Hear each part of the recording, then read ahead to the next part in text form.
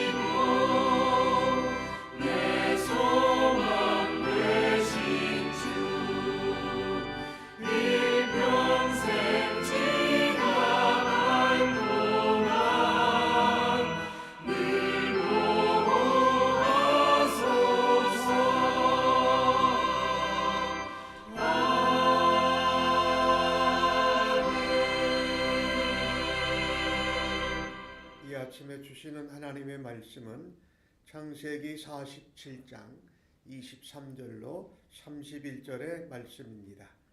함께 성경을 교독해서 보겠습니다. 요셉이 백성에게 이르되 오늘 내가 바로를 위하여 너희 몸과 너희 토지를 샀노라. 여기 종자가 있으니 너희는 그 땅에 뿌리라. 추수의 5분의 1을 바로에게 상납하고 5분의 4는 너희가 가져서 토지의 종자로도 삼고 너희의 양식으로도 삼고 너희 가족과 어린아이의 양식으로도 삼으라. 그들이 이르되 주께서 우리를 살리셨사오니 우리가 주께 은혜를 입고 바로의 종이 되겠나이다. 요셉이 애굽 토지법을 세우매 그 5분의 1이 바로에게 상납되나 제사장의 토지는 바로의 소유가 되지 아니하여 오늘날까지 이르니라. 이스라엘 족속이 애굽 고센 땅에 거주하며 거기서 생업을 얻어 생육하고 번성하였더라. 야곱이 애굽 땅에 17년을 거주하였으니 그의 나이가 147세라. 이스라엘이 죽을 날이 가까움에 그의 아들 요셉을 불러 그에게 이르되 이제 내가 네게 은혜를 입었노니 청하노니 내 손을 내 허벅지 아래에 넣고 허벅지 안에 넣고 인애와 성실함으로 내게 행하여 애굽의 나를 장사하지 아니하도록 하라. 내가 조상들과 함께 눕거든 너는 나를 애굽에서 메어다가 조상의 묘지에 장사하라. 요셉이 이르되 내가 아버지의 말씀대로 행하리이다. 야곱이 또 이르되 내게 맹세하라 하매 그가 맹세하니 이스라엘이 침상머리에서 하나님께 경배하니라. 아멘. 요셉이 애굽 백성들에게서 토지와 그들의 몸을 샀습니다. 그러나 그것을 산 것으로 그치지 아니하고 토지도 팔고 또 몸도 내놓은 애굽 백성들을 배려합니다. 그리고 공정하게 관용을 베푸는 것을 우리가 본문에서 보게 됩니다. 그래서 그들에게 씨 종자를 주는 것입니다. 그래서 씨를 뿌려야 흉년이 끝난 다음에도 애굽의 백성들을 먹일 수 있기 때문인 것이지요. 지혜로운 요셉은 흉년이 끝난 뒤 미리 그것을 준비를 하고 있습니다. 그래서 씨를 뿌리고 곡식의 열매가 거두어지게 되면은 5분의 1은 바로에게 상납하고 5분의 4는 너희들 자녀들, 너희들 가족인을 먹이는 데 쓰고 또 그 중에 종자를 구별하여서 다시 씨를 심어라 라고 말합니다. 이거 굉장한 은혜를 베풀어 준 거지요. 어쨌든 땅의 주인인데 주인이 20%만 갖고 그 땅을 맡아서 소작하는 그 농부에게 5분의 4를 쓰도록 한다라는 것은 굉장히 엄청난 은혜를 베푸는 것이지요. 그러니 토지를 팔고 또 몸이 바로의 종이 되겠다고 한 애굽 백성들에게는 요셉에게 큰 은혜를 입은 것으로 그들이 여겼던 것이지요. 이 참으로 중요한 것은 우리가 공정하게 또한 배려하고 그 어려운 사람들을 헤아리고 생각해주는 이 요셉의 지도력 아주 탁월하지요. 오늘 이것을 보면서 그들이 어려운 가운데 기근 가운데 있을 때에 더 아프게 하지 않고 그들이 80%를 그들의 소유로 가질 수 있는 기회를 베풀어서 하나님의 백성으로서 은혜를 전하는 복을 나누는 통로로 도구로 쓰임 받는 것을 잊지 않습니다. 그래서 요셉이 애굽의 총리로 나라를 이끌어 가면서 참 균형이 잡혀져 있지요. 그들을 위한 배려를 해주고 또 그들이 소장농으로 말하자면 전락한 것인데 그들이 억울함을 당하지 않도록 오히려 많은 은혜를 베풀고 소유를 많이 가져갈 수 있도록 하는 것은 애굽 백성들과 바로 왕 그리고 요셉에게까지 선한 관계와 선한 결과를 맺게 했다는 것입니다. 국가의 장래를 생각하면서 요셉은 그런 계획을 한 것이지요. 그래서 백성들이 요셉에게 우리가 주께 은혜를 입었습니다. 그리고 자원해서 바로의 종이 되겠다고 말할 정도라는 겁니다. 이 바로의 종이 된다라는 것은 말하자면 나라의 토지를 이제 경작하는 그런 바로의 사람이 되겠다 이런 것이지요.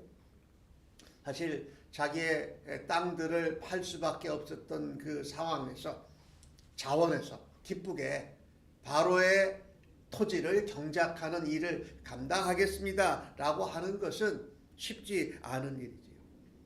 이렇게 5분의 1만 소작농들이 바로에게 상납하고 나머지 5분의 4는 갖도록 하는 것이 애굽의 토지법이 된 겁니다. 그래서 요셉이 이렇게 은혜로 또 공정하게 공평하게 배분하고 없는 사람들을 배려한 것이 애굽에 한참 동안 그 토지의 율법의 근간이 되었다라는 것이에요. 이것을 보면 참 요셉이 지혜로웠다. 물론 그 지혜는 하나님이 주시는 지혜였지요. 그는 하나님의 은혜를 애굽 백성들에게 베풀고 또 하나님의 언약과 약속을 성취하는 일을 동시에 하고 있다라는 것이지요. 하나님의 언약을 그대로 지키고 성취하는 도구가 되면서 동시에 이방인인 애굽 백성에게도 굶주리고 또 억울하게 하지 않고 그 생명을 살리는 요셉은 참으로 은혜로운 또 지혜로운 그런 지도자입니다. 그러니까 요셉을 통해서 하나님의 은혜와 영광이 나타났고 또한 그들에게도 믿지 않는 백성들도 생명을 소중히 여기고 살리는 이런 일을 감당했다. 이 요셉이 참으로 탁월한 리더십을 가지고 있지요. 중요한 것은 요셉이 하나님이 꾸시는 꿈을 그가 품고 하나님의 꿈을 이루어드리고 펼쳐드리는 일에 신실하게 지혜롭게 그것을 감당한 것이지요. 참으로 얼마나 소중한 그런 지도력을 발휘하고 있는지 우리가 알 수 있습니다. 동시에 그의 가족들, 야곱의 자녀들, 그 모든 가족들이 애굽 땅 고센에서 잘 정착합니다.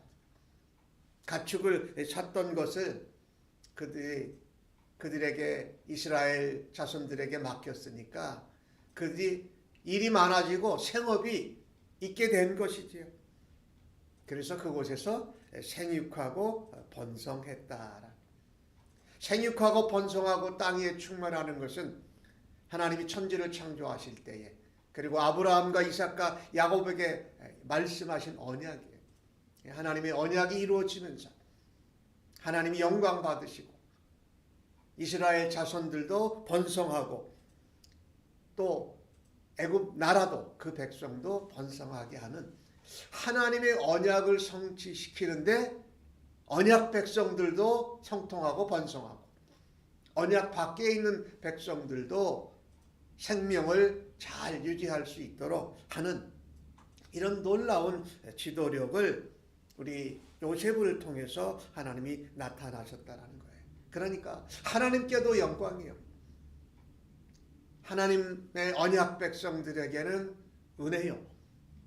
또 하나님을 모르는 백성들에게도 감사할 수 있는 그런 도전을 심어 주었다는 것이지요. 이와 같이 우리는 요셉의 모습을 보면서 먼저 하나님께 영광이 되고 또 세상을 향하여서는 감동과 도전을 주면서 그 언약을 성취하는 일에 부름받은 하나님의 백성으로 은혜 가운데 믿음으로 약속을 붙들고 살아갈 수 있기를 간절히 바랍니다. 내가 있는 위치에서 내가 어떻게 하면 하나님이 주시는 지혜로 또 하나님이 주시는 약속을 붙들고 믿음으로 살아들여서 하나님의 영광을 드러내고 하나님의 은혜와 사랑과 섭리와 경륜을 나타낼 수 있을까라고 하면서 오늘도 주의 인도하심을 따라서 살아드리는 우리 모두가 되어지기를 예수님의 이름으로 간절히 축복합니다. 야곱의 나이가 147세가 되었습니다. 바로왕을 만났을 때가 130세였으니까 17년 동안 애굽에 거주했습니다. 야곱이 이제 자기가 생명이 다해감을 깨닫습니다. 그래서 아들 요셉을 부릅니다. 그리고 내가 너에게 은혜를 받았다. 너를 통해서 하나님의 은혜로 내가 복을 받았다라고 말하면서 아들 요셉에게 부탁을 합니다. 허벅지에 손을 넣고 맹세하는 허벅지 언약인데 야곱이 요셉에게 부탁하는 것, 맹세하고 약속하라고 하는 것은 나를 애굽에다 장사하지 말고 내가 헤브론 땅, 가나안 땅에 들어가서 장사를 지내고 묻히고 조상과 함께 할 수 있도록 해라. 이 야곱은 147세, 거의 150세까지 살면서 그는 정말 험난한 인생을 살았습니다.